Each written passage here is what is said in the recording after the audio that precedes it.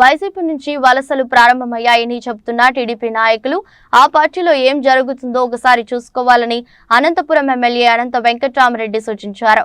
ఎన్నికల ప్రచారంలో భాగంగా ఇవ్వాలని హౌసింగ్ బోర్డు ప్రాంతంలో విస్తృతంగా పర్యటించారు. స్థానిక నాయకులు కార్యకర్తలు పెద్ద ఎత్తున తరలివచ్చి ఈ ప్రచార కార్యక్రమంలో పాల్గొన్నారు. గత 5 ఏళ్లలో జరిగిన అభివృద్ధి సంక్షేమ పథకాలను వివరిస్తూ ముందుకు సాగారు.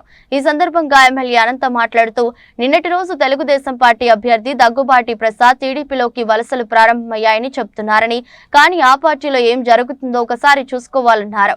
టికెట్ దక్కక ఓ వర్గం వారు ప్రతిరోజు ఆందోళనలు చేస్తున్నారని, మీ పార్టీ జెండాలను తగలబెడుతున్నారని, ముందు వాటి గురించి చెప్పాలన్నారు. చంద్రబాబు లోకేష్ టికెట్లు అమ్ముకున్నారని చెప్తున్నారని, వారిలాగానే మీరు కూడా ఓట్లు కొనుగోలు చేయాలని చూస్తే అనంతపురం అర్బన్ నియోజకవర్గంలో చెల్లవని స్పష్టం చేశారు. వైసీపీ నుంచి ఒకరిద్దరు నాయకులు పోయినంత మాత్రాన మాకు వచ్చిన నష్టం లేదని, మాకు ప్రజాబలం ఉందని వెంకట్రామరెడ్డి అన్నారు. వచ్చే ఎన్నికల్లో తప్పకుండా కూడా అత్యధికమైన స్థానాలు కూడా ఈరోజు ఈ రాష్ట్రంలో శాసనసభ స్థానాలు కానీ పార్లమెంట్ స్థానాలు కూడా కైవసం చేసుకోబోతాం. ఎక్కడికి వెళ్ళినా, ఏ ఇంటికి వెళ్ళినా, ఎవరిని కూడా పలకరించినా చాలు మేము జగన్మోహన్ రెడ్డి గారికి ఓటేస్తాం. ఈరోజు పరిపాలన కాదు, మరీ ముఖ్యంగా కూడా సంక్షేమ పరిపాలన ఇవన్నీ కూడా చేస్తున్నారు. అలాగే అనంతపురం అసెంబ్లీ నియోజకవర్గంలో కూడా పెద్ద ఎత్తున కూడా ఎప్పుడు లేనంతగా అభివృద్ధి కూడా జరిగింది. కాబట్టి తప్పకుండా కూడా చేస్తామని చెప్పేసి కూడా ఈరోజు కూడా చెప్తా ఉన్నారు.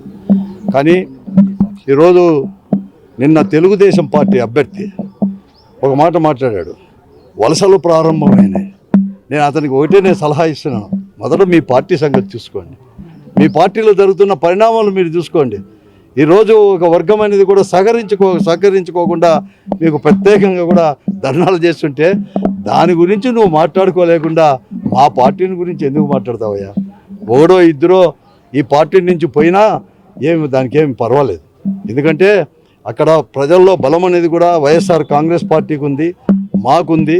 మేము చేసిన మంచి పనులు కానీ ఇవన్నీ కూడా మాకే శ్రీరామరక్ష కూడా. ఈరోజు సంక్షేమం కావచ్చు, అభివృద్ధి కూడా కావచ్చు ఈరోజు కూడా.